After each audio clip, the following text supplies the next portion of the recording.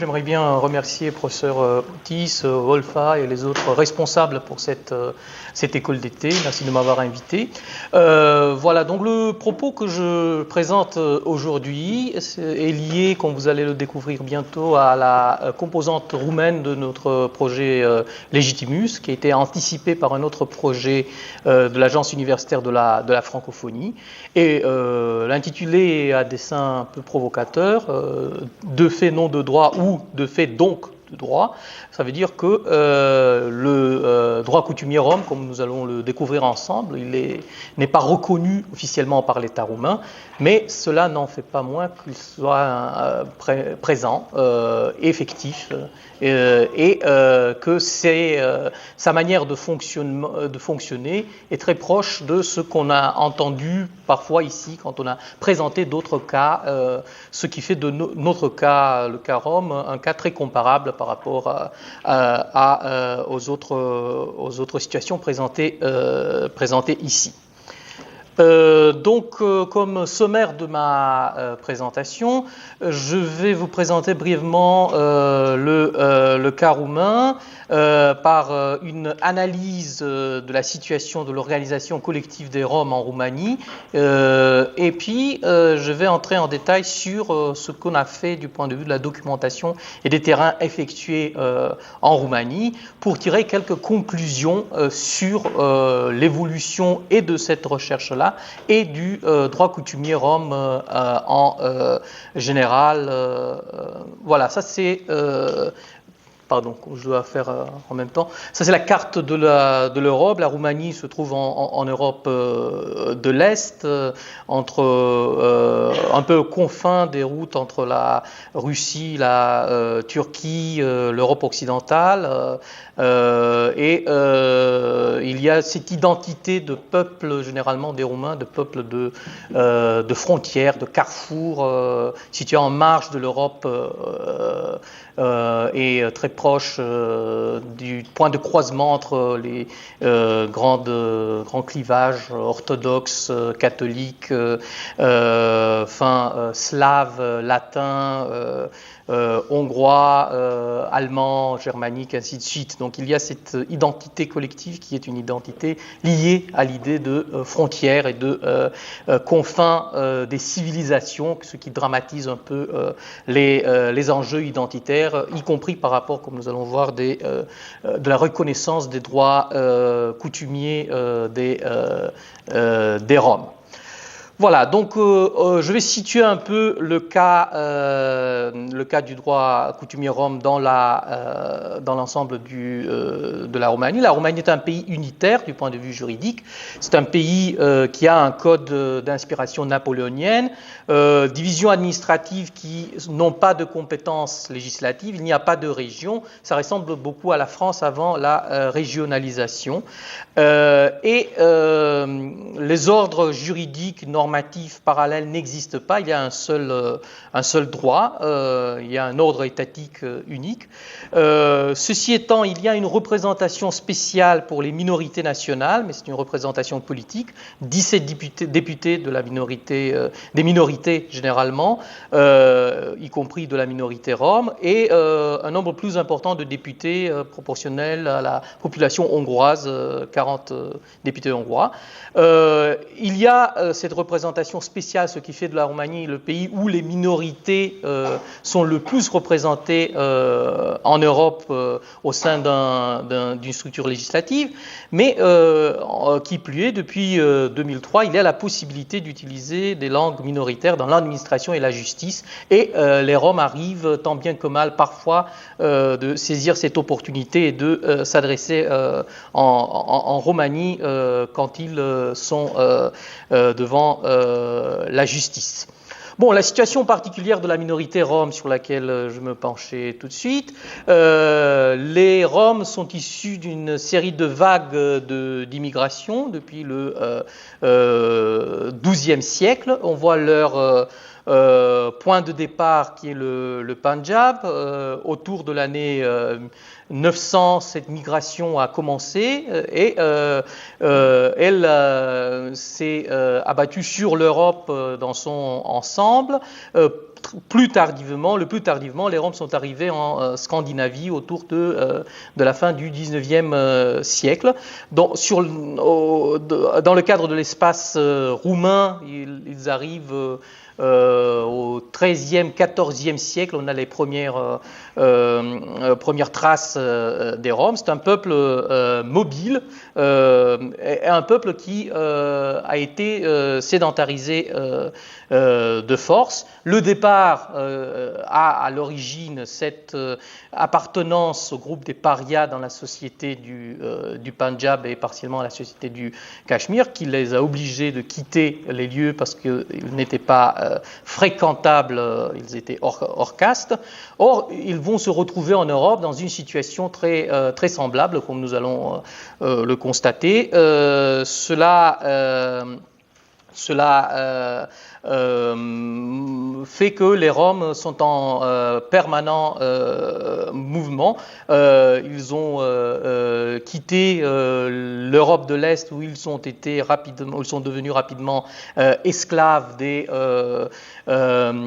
nobles locaux et notamment d'un clergé nobiliaire essentiellement orthodoxe. Et ils sont partis un peu partout en Europe. Quand même, on peut voir qu'en Europe de l'Est, le nombre de Roms représentés ici sous la forme de la roue, qui est le drapeau, le symbole sur le drapeau de la minorité de Roms de partout, est plus important dans la partie orientale de l'Europe, proportionnellement par rapport à la population. On voit que la Roumanie occupe sans doute la première place en tant que pourcentage de Roms sur l'ensemble de la population. Alors, les Roms se sont auto-organisés tant bien que mal dans la période où il y avait l'esclavage, notamment dans le sud et l'est de l'actuelle Roumanie. La fin de l'esclavage se produit uniquement en 1856, donc c'est assez récent. Et à partir du moment où il y a la fin de l'esclavage, comme dans d'autres systèmes où il y a eu de l'esclavage, il y a une forte migration de ceux qui étaient esclaves avant, qui pour la première fois ont le droit de quitter leurs anciens maîtres, leurs anciens territoires.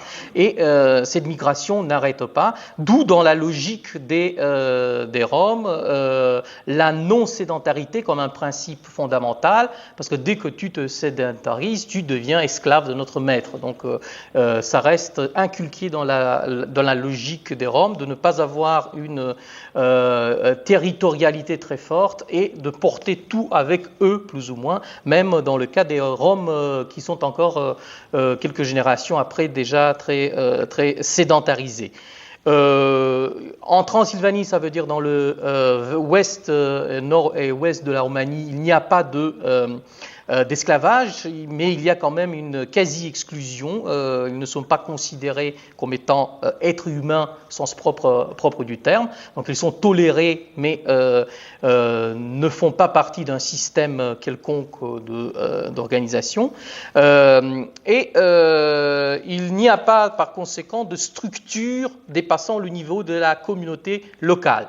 Donc même si des Roms, des communautés différentes se connaissent, se reconnaissent parfois, ils se considèrent frères les uns par rapport aux autres, il n'y a pas de royaume Rome, il n'y a même pas de grande tribu Rome, il y a des communautés assez locales qui doivent s'auto-structurer, parfois dans un état d'esclavage, parfois dans un état de quasi-post-esclavage qui est encore parfois même plus dur que l'état d'esclavage lui-même, dans le cas notamment des Roms. Un autre trait ici, c'est un syncrétisme réglementaire et juridique qui voit le jour entre un système qui est plutôt traditionnel, celui des contraintes traditionnelles, et puis des contraintes liées à l'esclavage, et puis d'autres contraintes qui viennent avec la migration perpétuelle à laquelle les Roms se sentent désormais obligés. Et bien sûr, cela va impacter d'une manière décisive sur le système du droit coutumier rom qui s'organisera. Bon, voyons quelles sont les caractéristiques de la population rom de Roumanie. On peut faire une liste de 5 caractéristiques. Je ne vais pas énumérer tout de suite parce que je me réfère à chacune d'entre elles tout de suite. D'abord, un bas niveau de la conscience de soi. Ça veut dire qu'il y a une différence essentielle entre le nombre de Roms déclarés et le nombre de Roms estimés. Estimés par qui, vous allez me demander? Par les autorités, par les sociologues, par les spécialistes, par eux-mêmes, ou disons par les gens d'en bas, les gens ordinaires qui font des estimations comme cela. Bon, on dit qu'il y a de 2 à 5 fois plus de Roms estimés que déclarés. Déclarés, il y en a 2,5% de la population. Estimés, il y a une fourchette allant de 9% pour les plus pessimistes à 12% pour les plus optimistes, mais la progression est très forte parce que le nombre moyen d'enfants par famille rom est de 4,5, alors que pour le reste de la population, le nombre est de 1,1, 1,2 voire. Donc la progression est très claire. Ce qui complique encore plus les choses, c'est une répartition différenciée en fonction des professions et la revendication de l'origine selon la profession, et on va revenir là-dessus parce que c'est important pour le droit coutumier aussi. Mais à part cette revendication de l'origine par rapport à la profession, il y a des degrés de tsiganité, comme on l'appelle à l'intérieur de l'ethnie même.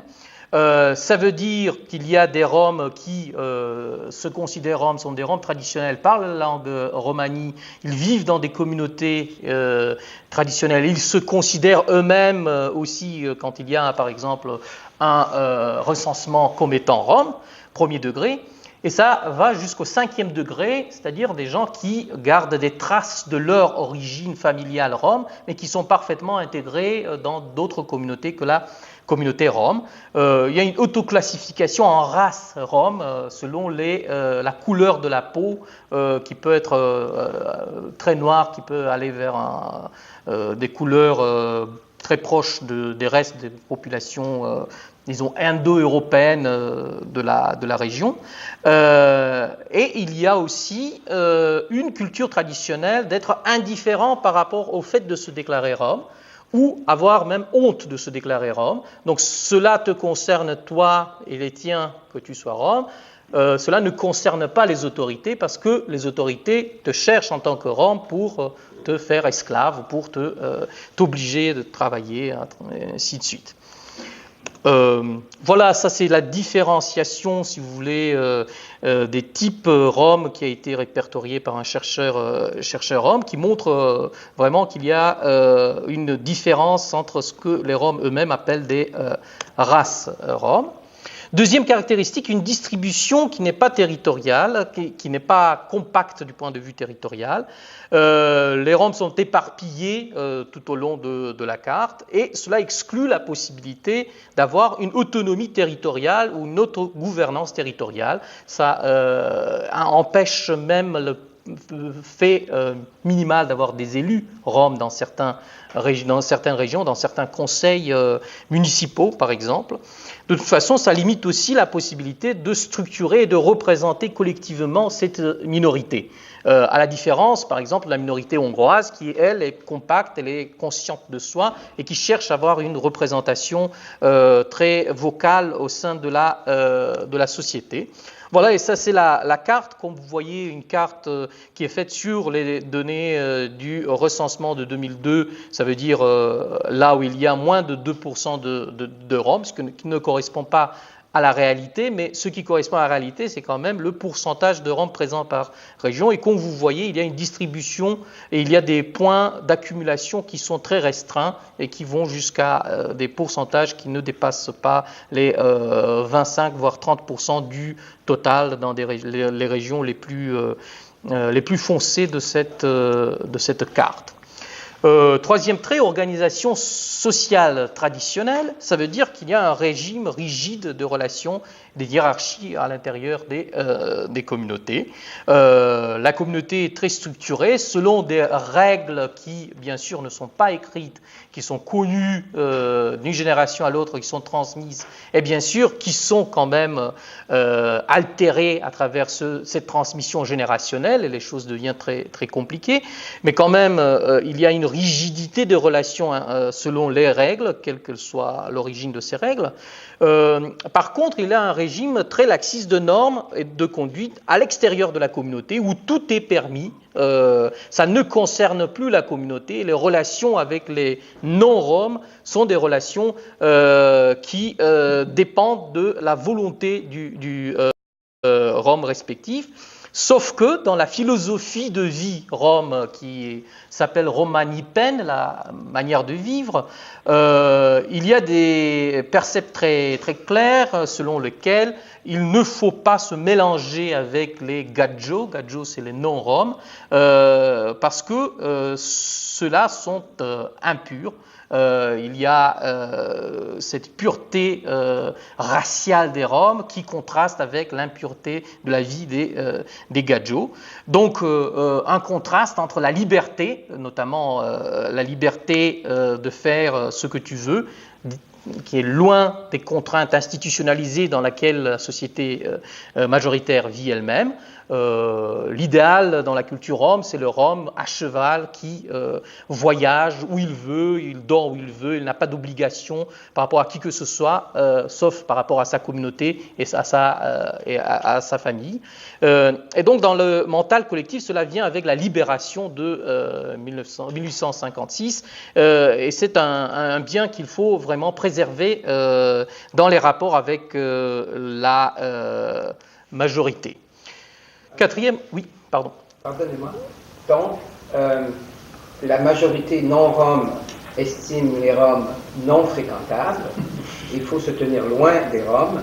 Et les Roms retournent à la majorité la même approche. Il faut se tenir loin des non-Roms. C'est mutuellement acquis qu'il y a une relation d'isolation réciproque, pour ainsi dire. D'accord. Pauvre humanité. Oui. Est-ce qu'il y a une possibilité de défaire ce terme de gadjo? Par exemple, est-ce qu'il y a des possibilités d'intégration en ancien gadjo qui viendrait Rome, par exemple?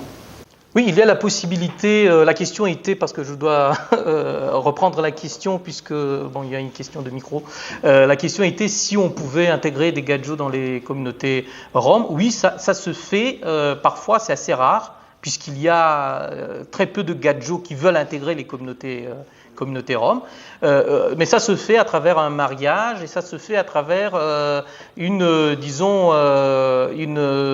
transmission générationnelle. Donc le gadjo de première génération, celui qui par exemple épouse une femme rom et reste dans la communauté, lui il ne peut pas être considéré rom, mais ses fils, les générations à venir, sont considérés roms.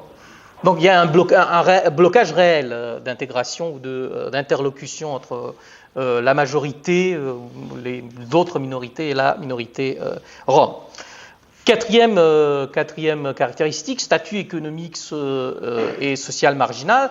On estime que les Roms sont à 10% du total des revenus moyens de l'ensemble de la population majoritaire. Et à l'intérieur de la communauté rom, ceci étant, il y a une polarisation qui est extrême, c'est-à-dire les élites richissimes des Roms qui sont d'un côté estimées à 2% du total des Roms, et puis le reste qui sont des Roms très pauvres, qui ont peu de rapports institutionnels, qui sont très peu répertoriés même par les institutions qui s'occupent de recenser, d'agir sur les populations, ne serait-ce que par exemple la prise des taxes et des impôts, la collecte des taxes et des impôts. Une prééminence de l'économie noire qui est considérée comme étant naturelle et par les autorités, il faut l'avouer, et par les Roms aussi. Donc on a peu d'envie en tant qu'inspecteur des impôts d'aller visiter une famille rom pour demander à ceux-là s'ils ont payé les impôts. On assume que c'est des mondes différents et donc on n'a pas beaucoup à faire avec ce monde-là.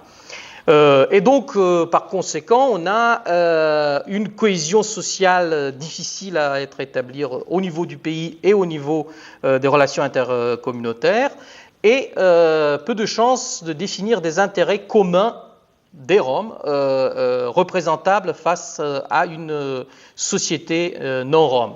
Voilà quelques images du contraste qui existe à l'intérieur des ethnies roms. Ça, c'est une femme rome parmi les plus riches qui existent, qui ont bâti des châteaux que vous voyez à côté. Et puis, la grande majorité des Roms qui vivent dans des conditions terribles que vous voyez dans l'image ci-dessous. Cinquième et dernière caractéristique, une rigidité, une immobilité sociale qui est à la fois horizontale et verticale. Verticale, ça veut dire qu'il n'y a pas de circuit du leadership à l'intérieur des communautés. Les communautés se reproduisent et les fonctions sont plutôt attribuées. Et une immobilité horizontale, ça veut dire que la personne qui est par exemple médecin au sein d'une communauté rom a très peu de chances d'exercer la même profession dans la société majoritaire.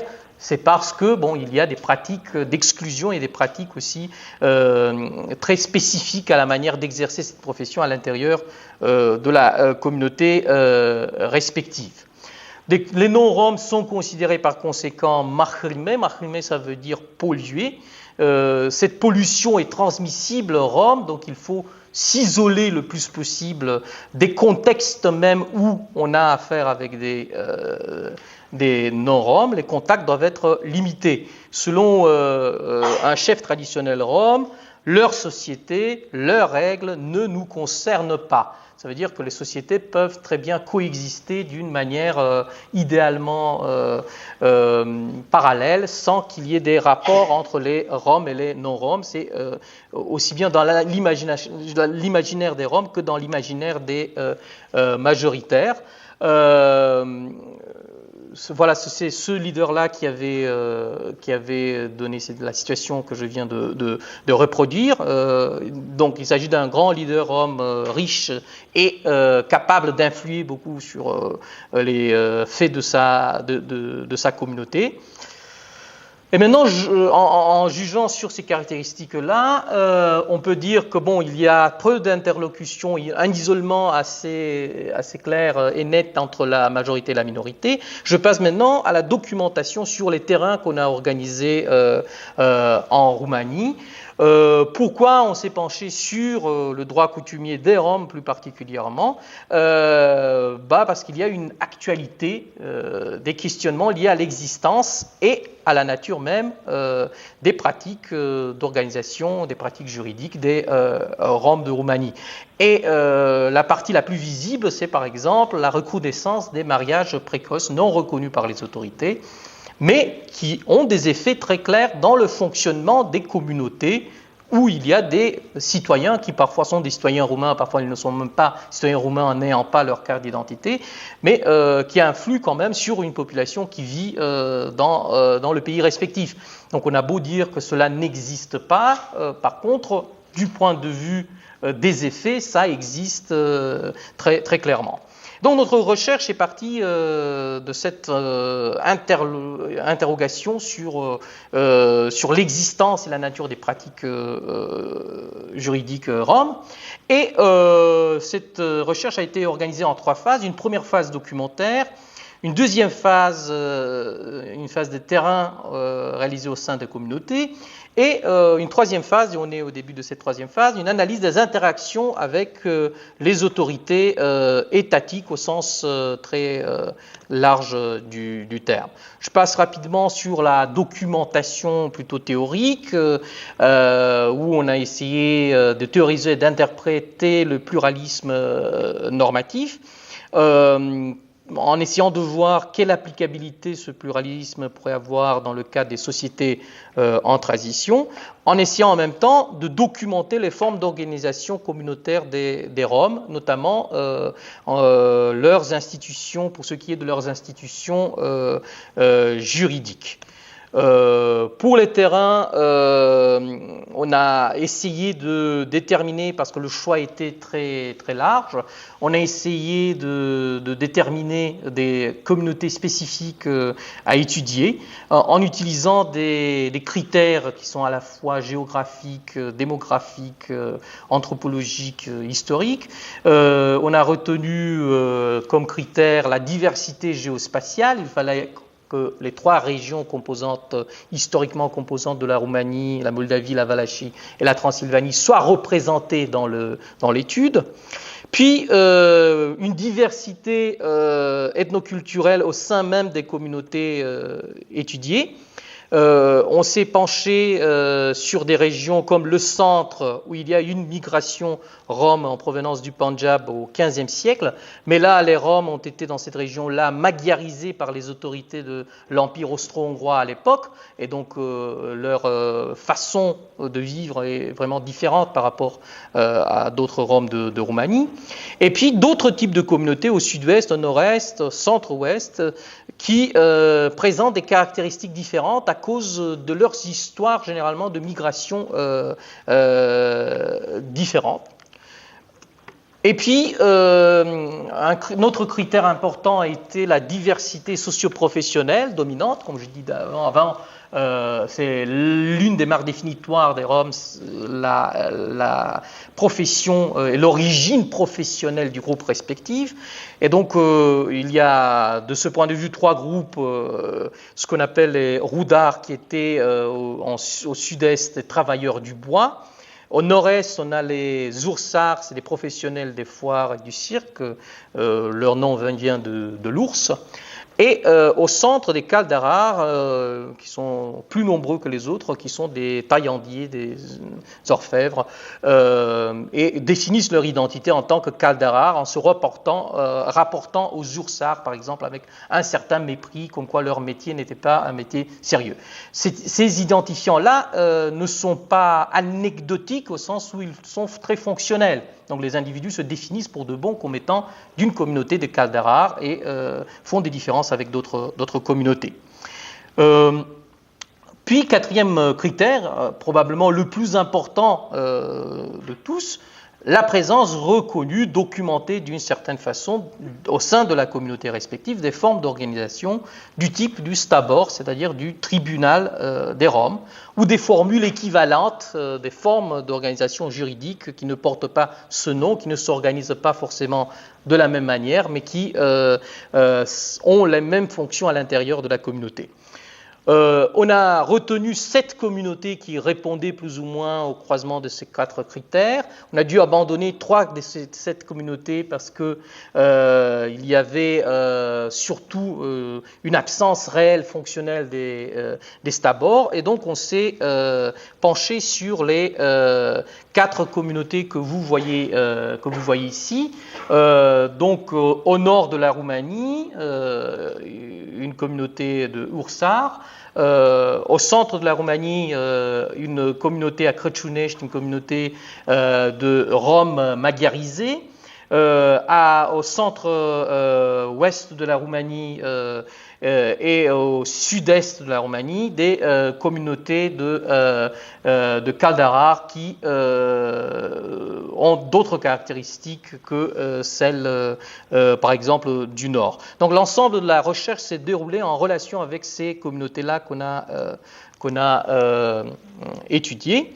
Du point de vue méthodologique, on a organisé des missions de 2 semaines environ, avec des entretiens semi-directifs, des groupes de discussion, de l'observation aussi aux réunions des tribunaux traditionnels. Et dans cette étape-là, on est en train d'aller dans cette direction-là, des entretiens avec les représentants de l'autorité publique pour voir quelle sorte de réaction ces autorités publiques-là présente par rapport à ce qui se passe à l'intérieur des communautés et notamment des structures décisionnelles juridiques du type du Stabor. En même temps, même si ce n'était pas le but principal du projet, la collecte des données socio-anthropologiques est d'une certaine façon inhérente par rapport à la démarche qu'on a dû faire. Bon, quelles sont les conclusions de l'enquête sur les institutions et les pratiques juridiques roms ? La principale institution s'appelle le Stabor ou le CRIS. Le mot CRIS veut dire en même temps jugement et tribunal en Roumanie, donc il se prête à des confusions. Pour ceux qui ne connaissent pas les registres dans lesquels les Roms utilisent ce mot. Cette institution est à la fois une sorte de repère historique et moral à l'intérieur de la communauté, mais aussi une instance institutionnalisée. Il y a une variété de degrés d'institutionnalisation allant des réunions bi-hebdomadaires, par exemple dans certaines communautés plus organisées, jusqu'à des réunions très ponctuelles, très difficiles à organiser pour des cas vraiment importants, là où les communautés sont moins organisées de ce point de vue. Le Stabor est composé de 3 à 7 personnes qui sont considérées comme étant les sages de la communauté. La fonction de Krisnitor, c'est-à-dire membre du Stabor, membre du Kris, est une fonction héréditaire. Le premier principe, c'est d'hériter de cette fonction. En pratique, il y a beaucoup de situations où ceux qui devaient hériter la fonction ont quitté le pays ou la communauté même. Et donc, on a fallu coopter des gens. Il y a même dans une communauté plus organisée une sorte de mini-école des Krisnitor qui est vraiment organisée au niveau de la communauté. Professeur. Quand vous utilisez le terme sage, c'est une figure de style puisque qui dit donc le concept de sage, comment concilier l'idée de sage avec l'idée d'hérédité. On n'hérite pas nécessairement de la sagesse. L'hérédité, c'est une qualité personnelle, morale, éthique. La sagesse, c'est-à-dire, c'est une qualité personnelle. Donc, les chefs héréditaires, on va les qualifier quand même de sages, même s'ils tiennent leur poste uniquement en vertu du sang qui coule dans leurs veines. Oui, mais quand même, dans la situation où, par exemple, les autres membres du Stabor, il y a eu des cas, moi j'en ai vu 2, mais j'imagine qu'il y a d'autres, considèrent que celui qui hérite, et il veut hériter de cette fonction, n'est pas à la hauteur de ce que la fonction exige, cette sagesse n'est plus applicable à cette personne-là. C'est par la décision des autres membres du Stabor. Il peut être démis ou jamais être élu, enfin oui. Jamais être désigné.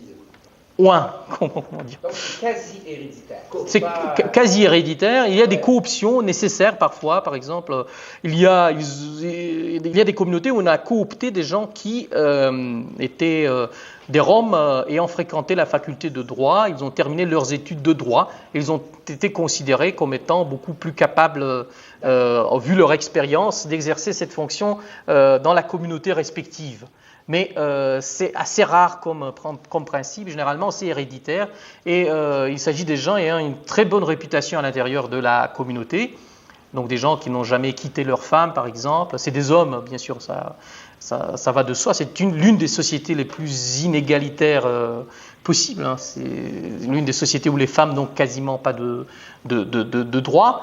Ça s'hérite, mais bien sûr, si la personne respective n'est pas jugée moralement valable, elle est écartée consensuellement. Mais c'est très rare que quelqu'un veuille vraiment être membre du Stabor et soit empêché pour des raisons très compliquées. Bon, donc il faut aussi se référer au Stabor comme à une instance juridique dans la logique d'une certaine séparation des pouvoirs à l'intérieur de la communauté. C'est une instance qui diffère de l'instance décisionnelle et exécutive, qui est celle du Bouli Bacha, c'est un nom qui vient du turc, du Pacha le grand pacha, ça veut dire le grand vizir de la communauté respective. C'est différent, il y a des situations diverses, il y a des situations où le bouli bacha siège à l'intérieur de droit, plus ou moins, à l'intérieur du stabor, et donc il influe sur les décisions de celui-ci. Mais il y a des situations où non seulement le bouli bacha n'est pas membre du stabor, mais en même temps, il peut être jugé par le stabor et il doit payer des amendes en fonction des décisions du stabor respectif. Donc il y a même des conflits des pouvoirs à l'intérieur des communautés dus à l'existence des stabors. Mais généralement, c'est, disons, assez consensuel du point de vue des décisions qui sont prises.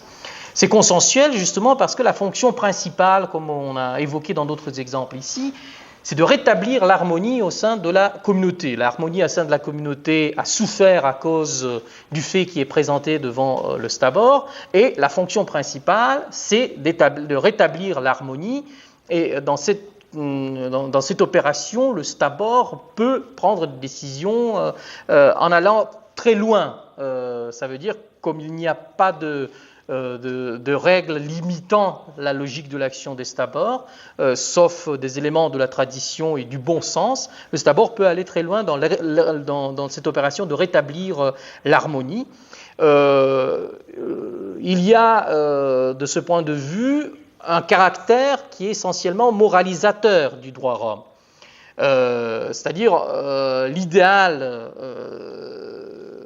l'aspiration du jugement, c'est finalement de renouer avec un état qui est un état rêvé, imaginaire, d'allégeance que les Roms avaient traditionnellement par rapport à des normes naturelles, bien sûr naturalisées, mais qui sont considérées comme étant naturelles.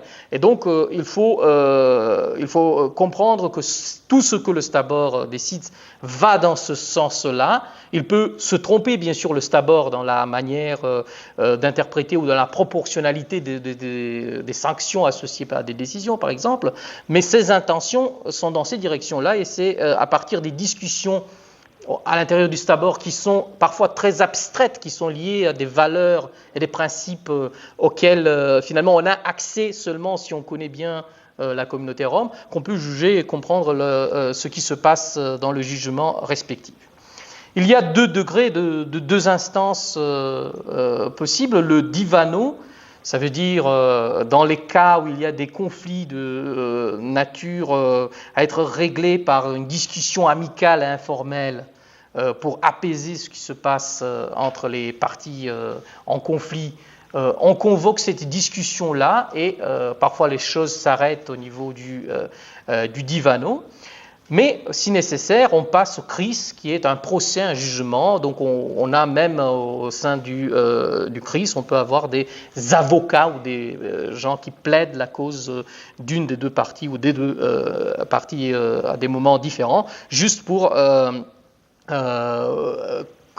que les choses soient claires, soient clairement présentées devant le stabor. La plupart des arrêts du stabor incluent des sanctions matérielles. Parfois, il faut payer des amendes, soit au stabor directement, soit à la personne qui a porté plainte. Et dans des cas assez particuliers, mais qui existent, on a dit qu'en 2015, on a eu une trentaine de cas de ce type-là. La sanction la plus sévère est appliquée, et cette sanction, c'est l'exclusion d'une personne de la communauté respective. La mort symbolique, il l'appelle la mort, textuellement en Roumanie, il l'appelle la mort. Donc l'individu respectif doit quitter la communauté. Parfois, la famille respective doit aussi le suivre, et pour un nombre de générations qui diffèrent folkloriquement d'un stabor à l'autre, allant de 3 à 7, les personnes respectives ne peuvent plus revenir à l'intérieur de la communauté respective. C'est considéré comme étant la sanction la plus dure. Voilà donc des images du stabor qui siège. Ça c'est en haut le stabor de Sibiu qui est... Ah, pardon. Désolé.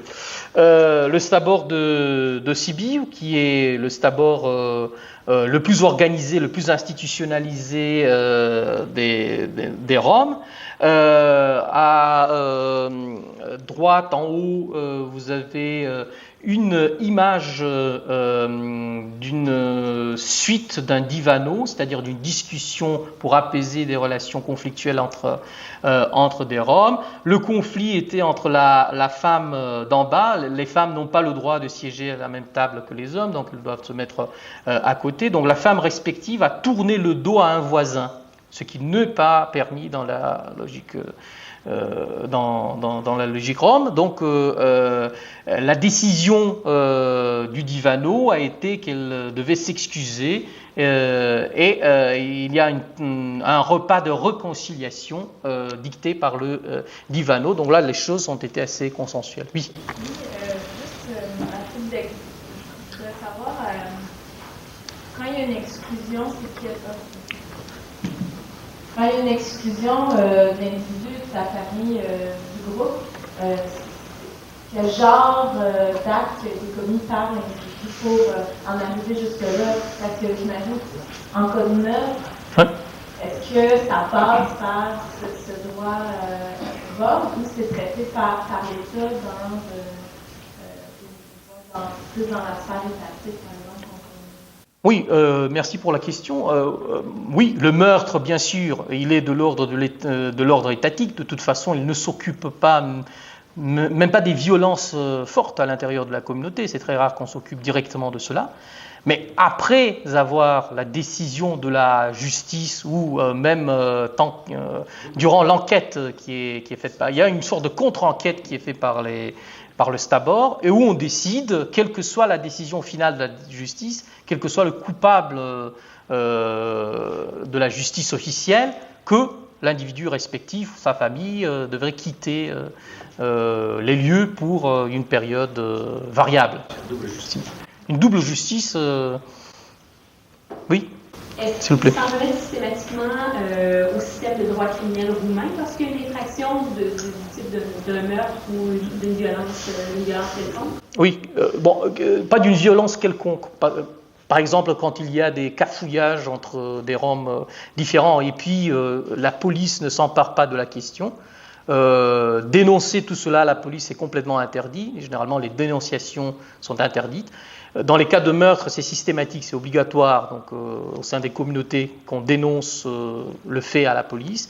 Mais quand il y a par exemple des bras de fer entre des gens qui s'échauffent et puis ils commencent à se cafouiller, dans ce cas-là, on peut très bien ne pas saisir la police et avoir le CRIS réuni pour décider qui a raison, quelles sont les sanctions, comment empêcher des violences à venir. Donc, si je comprends bien, ce qu'ils souhaitent, c'est continuer à vivre de façon complètement parallèle du reste de la société, mais en matière criminelle, on va quand même s'en remettre au système judiciaire.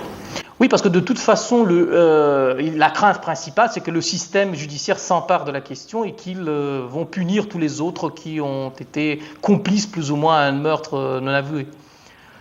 Alors que c'est variable. Quand il y a, par exemple, si quelqu'un va frapper très fort une autre personne qui va devenir paralytique, par exemple, ou des choses très extrêmes, on saisit la police, les instances nationales. C'est très variable aussi d'une communauté à l'autre. Donc ce n'est pas très. Mais ce qui est très clair, c'est que dans les cas de meurtre, il n'y a pas de compétences. Mais quand il y a, par exemple, des vols, systématiquement, on ne pense même pas à saisir la police s'il n'y a pas vraiment une intervention en force de la police, qui est très rare. Les viols sont traités à l'intérieur de la communauté, oui. Est-ce que le Stabor a une juridiction délimitée précise? Est-ce que aussi dans le cas des conflits entre des différentes communautés, à ce moment-là, est-ce qu'il y a compétence de juger l'affaire? Comment ces règles sont déterminées? Oui, c'est une très bonne question. Le Stabor est lié à la communauté locale, comme traditionnellement, je l'avais mentionné, les communautés sont différenciées, justement parce qu'il n'y a pas eu de royaume ou il n'y a pas eu de fédération des tribus roms avant. Il y a des Stabors à l'intérieur de la communauté. quand il y a un conflit entre deux communautés ou des représentants des gens des deux communautés différentes, on se réfère généralement à un stabor commun qui est formé par les deux communautés respectives. Maintenant, il y a des situations où il y a eu une situation comme cela, il y avait un conflit entre une communauté où il n'y avait pas de stabor, parce qu'elle était moins organisée, et une autre où il y avait un stabor. Et bien sûr, on n'a pas décidé de se référer au stabor de la communauté où le stabor existait, puisque bien sûr, ce stabor aurait été partiel par rapport au conflit. Et donc, ce qu'on a fait, on a vraiment loué un autre complet de Kristnitor d'une autre région. Donc, ces communautés communiquent de plus en plus les unes avec les autres et essayent de trouver des situations, des règlements le plus possible conformément à la tradition. Mais cette tradition, même l'idée d'avoir des conflits entre deux communautés roms n'existait historiquement pas beaucoup dans la tradition, puisqu'elles ne se rencontraient pas tellement. Maintenant, ça évolue, donc il y a une évolution du droit rom respectif. Vous avez évoqué tout à l'heure, vous avez dit, lorsqu'il y a un crime grave, un meurtre, on va saisir les autorités de l'État. Mais parallèlement, vous avez semblé évoquer une démarche rom parallèle à la démarche étatique, en disant, les Roms, parallèlement à ce que fera l'État, vont eux-mêmes régler certaines questions concernant le dossier. Ouais. Donc, en fait, le droit rom se saisit effectivement des cas les plus graves, mais il s'en saisit parallèlement à l'État et dans le but de coordonner la solution rom avec celle de l'État ou au contraire d'ajuster la solution rom par rapport à celle de l'État. J'aimerais mieux comprendre ce phénomène et ce processus. Qu'est-ce que l'on fait, par exemple, il y a un meurtre, on saisit l'État, mais qu'est-ce que l'on fait dans la communauté rom pour statuer sur le cas de meurtre?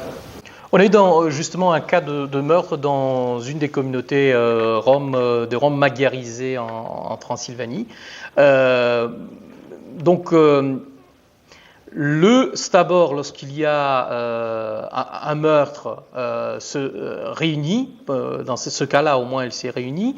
La réunion du stabor était vraiment pour constater la culpabilité d'une personne. Parce que on savait très bien, le meurtre n'était pas un meurtre à la Agatha Christie, c'était un meurtre qui venait d'un cafouillage dans un bar entre deux familles. L'un a fait sortir son couteau, il a tué, poignardé notre Rom. Donc on savait très bien qui était le coupable. Et donc le stabor a traité très rapidement la question, il s'est réuni, il a décidé, on sait très bien qui est le coupable, la question n'était même pas posée. On a donné une interdiction de 3 ans pour la famille respective dans la communauté. Donc ils devaient quitter, ils avaient un nombre de jours, je ne me souviens pas très clairement quel est le nombre de jours, où la famille tout entière devait quitter. Donc on parle maintenant d'une trentaine de personnes quand même. C'est assez important. Ils sont d'ailleurs partis en France, pour l'anecdote, sans pouvoir revenir pour 3 ans. À mon avis, ils ne reviendront jamais. Mais... Ça fait penser à des doubles sanctions que l'on trouve même en droit moderne. La sanction administrative, par exemple, d'un côté en interne, plus la sanction pénale qu'instrumentalise l'État. Sauf que là, ça n'est vraiment que pour le meurtre. Et c'est certainement parce qu'ils ne peuvent pas faire autrement. C'est parce que les autorités nationales se saisissent du meurtre, sinon ils régleraient bien ça à leur niveau. Ah, sans doute, oui, bien sûr. C'est parce que l'obligation légale fait qu'ils ne peuvent faire autrement que de subir la sanction pénale, sinon ils le régleraient à leur niveau. Oui. Même au XIXe siècle, parce qu'il y a des documents sur le XIXe siècle, quand les Roms étaient esclaves, il y a eu des cas où les Roms se sont entretués. Même au XIXe siècle, ils avaient une obligation qu'ils considéraient naturelle d'appeler le boyard pour que le boyard décide ce qu'il fait de ses esclaves coupables ou victimes. Juste pour rebondir sur ce cas-là, du coup, la solution du Stabor juxtapose la décision de la justice étatique. Juxtapose ? Oui, il y a juxtapose, et du coup, la justice étatique ne prend pas du tout en compte la déclaration de culpabilité du Stabor. Ah non, du tout, mais... Une complète ignorance, même pendant l'enquête. Absolue. Ce qu'on a eu dans le cas que je viens d'évoquer, c'est une sorte de panne que l'État a eu de témoins. Parce que comme ils ont été bannis de la communauté, ils ont vite quitté les lieux. Pas tous les 30 membres de la famille d'un coup, mais certains d'entre eux, dont certains étaient témoins au meurtre. Donc c'est pour cela que l'État roumain a dû aller jusqu'en France pour faire venir des Roms qui ont quitté dans la foulée la communauté, pour qu'ils reviennent en témoin chez eux. Bien sûr. En dehors, on a parlé là, de la question des femmes qui étaient exclues des diverses décisions. Je me demandais s'il y a une observation, parce que c'est des questions sensibles aussi. La communauté, on entend aussi les femmes, les enfants qui font partie de la communauté. Puis est-ce qu'il y a une espèce d'intégration des notions universelles sur la déclaration des droits de l'enfant, par exemple, ou le statut de la femme? Est-ce que dans les valeurs, dans les groupes, dans la reconnaissance de ces groupes-là qui font partie de la communauté, est-ce que c'est intégré, par exemple, au pouvoir, au pouvoir? Oui, je comprends très bien. Du point de vue rhétorique, si vous allez faire un entretien avec un leader d'une communauté rome, il va vous dire qu'il est très respectueux des droits de l'homme, il est très respectueux des droits de femmes, il est très respectueux des relations avec les non-roms, ainsi de suite. Mais plus vous allez dans des détails, plus vous apprenez le fait que finalement, la tradition impose une infériorité de la femme qui est naturelle, et donc on ne va pas aller contre nature. Il faut plus ou moins donner au César ce qui appartient à César et garder pour eux ce qui est pour eux. Donc la tradition, c'est celle qui compte le plus. Si pour faire semblant devant les autorités qu'il y a d'autres visions, il faut le faire, ils le feront sans problème, parce qu'une fois de plus, les rapports avec les non-roms sont des rapports qui ne tiennent pas à des obligations morales. C'est assez machiavélique, c'est un peu dans la logique où on se rapporte aux autorités en, disons, inventant un mensonge collectif au niveau de la communauté qui doit tenir la route. Et donc il faut respecter le mensonge respectif jusqu'au bout. Vous voyez, par exemple. Donc, bien sûr que au fur et à mesure que le temps passe, il y a des éléments de modernisation de plus en plus accélérés. Et donc le nombre, par exemple, des femmes qui perdent des yeux à cause du fait d'avoir été frappées par les maris est de moins en moins important, c'est sûr. Et généralement, les femmes qui sont frappées, à travers d'autres, surtout à travers leurs frères, font appel au stabor, et le stabor peut prononcer des sanctions contre le mari qui est violent. Mais c'est justement, c'est pas quand tu la frappes quotidiennement, ta femme, que tu es coupable. C'est justement quand tu lui arraches une main ou un œil, ainsi de suite. Donc il y a des degrés, disons, de normalisation de cette... mais qui sont encore très embryonnaires. Voilà, donc des instances différenciées au niveau du divano, du CRIS, et des degrés d'institutionnalisation assez variables. On a déjà balayé un peu cette question, je passe assez vite. Il y a 3 types de cas qui sont les plus fréquemment analysés par les stabors. Des disputes socio-économiques, par exemple la territorialité non respectée dans les marchés des villes, et généralement des villes moyennes. Les Roms ont des précarés à eux où ils vendent des produits. Et puis il y a des questions de territorialité, dans les pâturages, ou ainsi de suite, donc, ou des dettes qui ne sont pas payées. Ça, c'est des questions socio-économiques qui sont discutées. Disputes aussi de nature pénale, comme on l'a évoqué, agressions, violences diverses qui sont traitées par le stabor. Il y a des sanctions assez sévères qui sont prononcées parfois pour établir l'ordre dans la communauté. Et puis, des disputes liées à la famille. Et la plupart, mais de loin la plupart des cas présentés devant les stabors, c'est des disputes liées à la famille. Très classiquement et de plus en plus fréquemment des questions liées à la non-virginité de la jeune mariée. Donc la jeune mariée doit être vierge. Il faut dire que les Roms se marient, les jeunes femmes roms se marient allant de 11 à 14-15 ans. Celles qui dépassent les 15 ans sont déjà considérées comme n'étant plus sur le marché, pour ainsi dire. Elles sont plus épousables, donc ça pose un problème. Et donc, il y a des cas, j'ai assisté à plusieurs procès de ce type, où on essaye de faire la preuve de la non-virginité de la jeune mariée, l'enjeu étant très, très important, un enjeu financier, parce que il s'agit de l'ensemble de l'argent que la jeune mariée a eu comme dot de la part du père, qui devra être retourné au cas où. Désertion d'un des mariés, adoption coutumière contestée, on a des procès qui vont très loin en ce sens, parce que par exemple dans la tradition rome, si les parents sont jugés comme étant incapables de s'occuper de leurs enfants, les grands-parents ou même des oncles pas très proches, des oncles de 2e, 3e degré, peuvent décider de prendre les enfants en adoption coutumière. Bien sûr, il y a des parents qui portent plainte en justice. Et donc, toute une série de cas qui sont traités parallèlement par les stabors et par les tribunaux officiels, ou des héritages contestés. Le système des héritages roms est lui-même très, très complexe, mais assez fluide du point de vue décisionnel. Donc, il y a des décisions qui doivent être prises dans ce sens-là. Pour ce qui est de l'effectivité des décisions du stabor, parce que la question a été déjà d'une certaine façon évoquée, on peut dire que ces décisions du stabor dépendent d'une série de situations. Ils dépendent du prestige individuel des membres du stabor.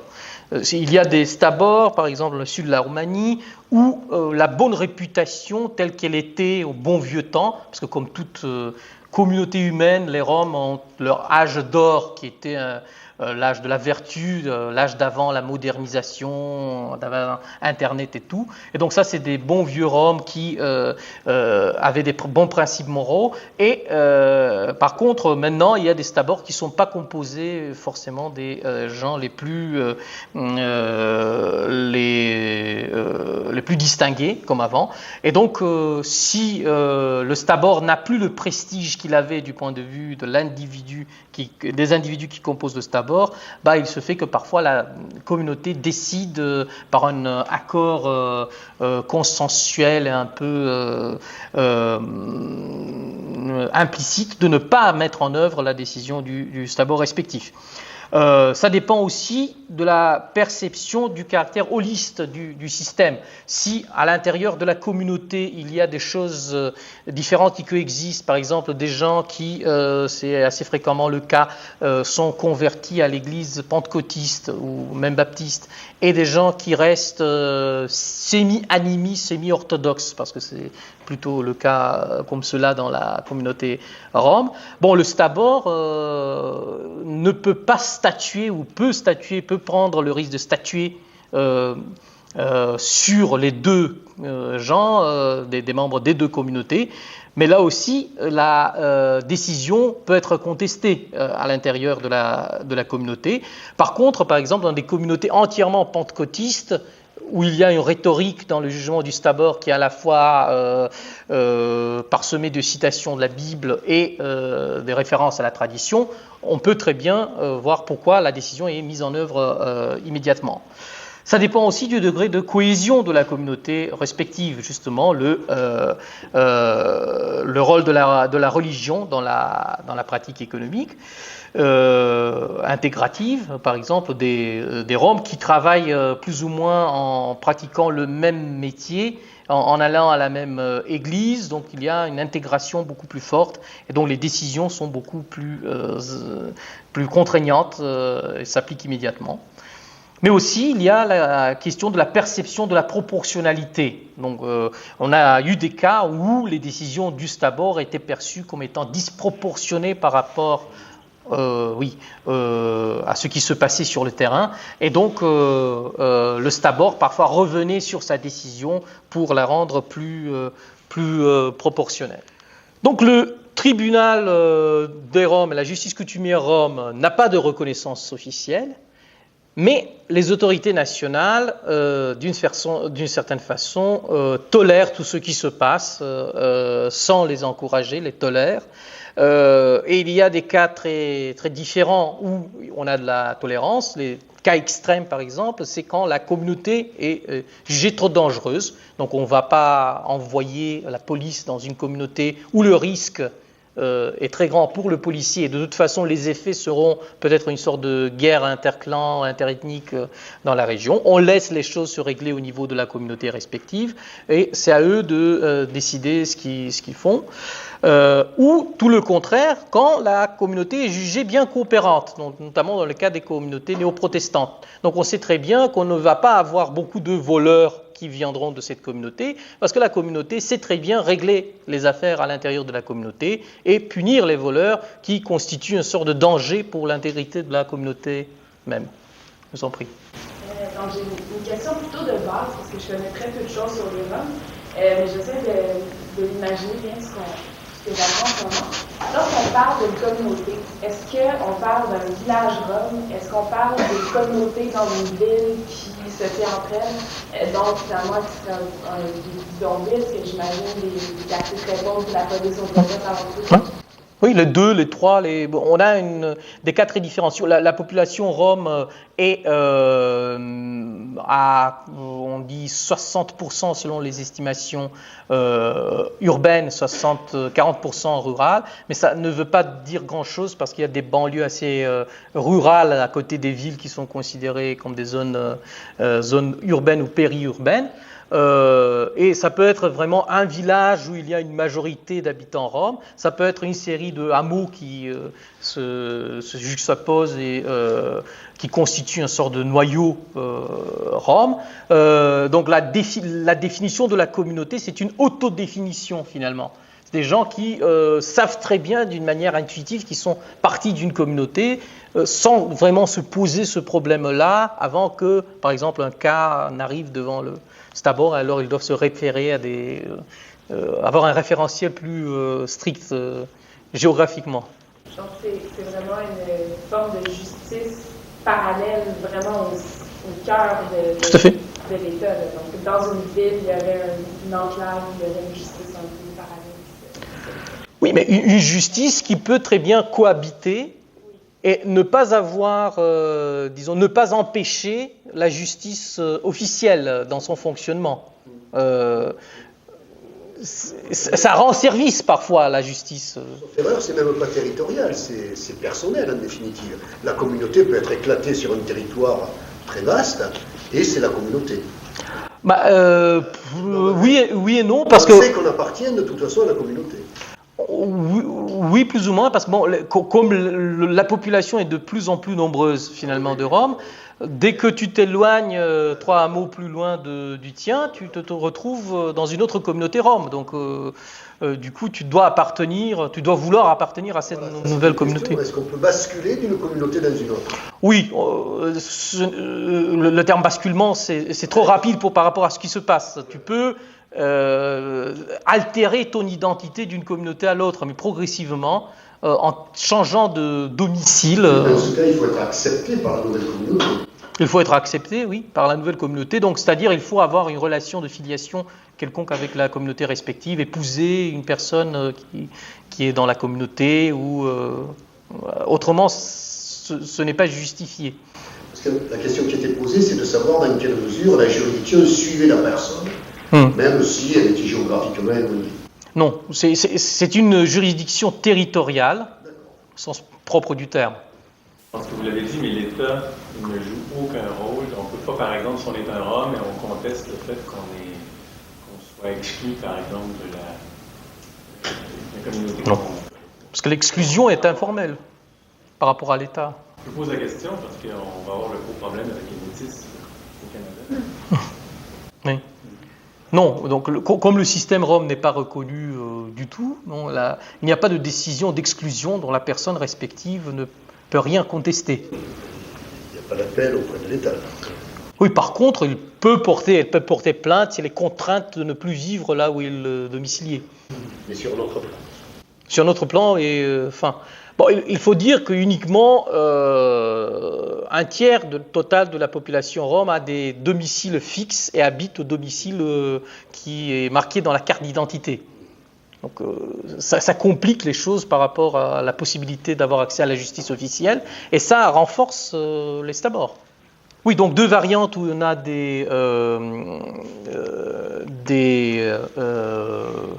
communautés tolérées, des situations de justice traditionnelle tolérées. Bon, des évolutions récentes, on a un renforcement de l'institutionnalisation parce qu'on a de plus en plus besoin d'avoir des règles précises. Il y a même un précis de droit coutumier rome qui est en train d'être fabriqué par une suite de grands membres des stabors rome, juste pour donner plus de poids à cela. Et il y a un projet de création des cours d'appel qui appartiennent à l'autoproclamé roi des Roms, celui qui veut unifier le plus possible les différentes tendances roms au niveau du pays. Lui, il a fondé jusqu'à présent 3 cours d'appel qui ont un caractère régional, et les décisions des stabors peuvent être, dans certaines conditions, contestées devant les cours d'appel. Qui existe. Cela n'existe pas dans le droit, bien sûr, coutumier rome, traditionnellement, mais cela montre le degré d'institutionnalisation de plus en plus important du droit coutumier rome. Il y a une multiplication des décisions qui, financièrement, sont assez symboliques, mais socialement sont très efficaces, notamment les exclusions, les marginalisations suite à des décisions du stabor qui impactent beaucoup sur des générations tout entières de Roms. Et la diversité des situations et des procédures reste importante.